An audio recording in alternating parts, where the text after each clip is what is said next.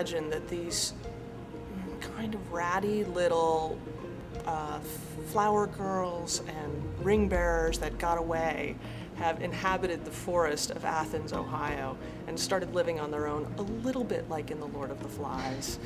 That's a great challenge. And so if in this world you want strange things as opposed to purely magical things to be able to happen, how might you do that? And that's a fantastic challenge for us. So one of the things that we've done in trying to coexist between the reality of the kitchen and the surreality of the forest is the trees that are everywhere, and in creating an environment in which, well, if you're a little kid and you're lost in the woods, maybe you're living in tree houses.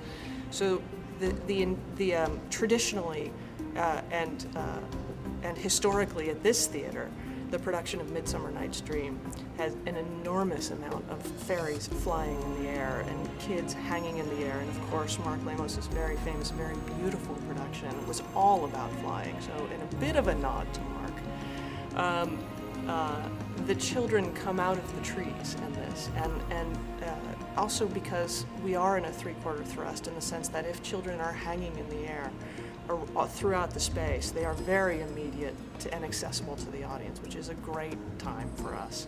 So one of the biggest challenges is how do you make that happen on a budget for this performance, and just thrilling, the idea of these little kids coming out of the trees and Puck coming through the floor and making that environment coexist with the story of the lovers, which is great fun, making it possible for them to run and play and frolic in a dynamic way in this space. It's a delightful space to design in that way because the space is so deep and so wide, and the audience so completely surrounds the space that you're working in. It's great fun to figure out how to constantly, I feel like the space asks you to constantly move people through it from unexpected ways.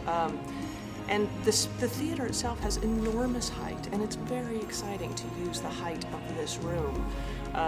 And I always feel like, oh, I want it to be taller. I can feel that there's space up overhead, and I always feel like I want to go up even higher. So it's a treat. I'm always trying to use this theater in a way that it's smaller and intimate and only downstage, and I keep winding up with these great big worlds.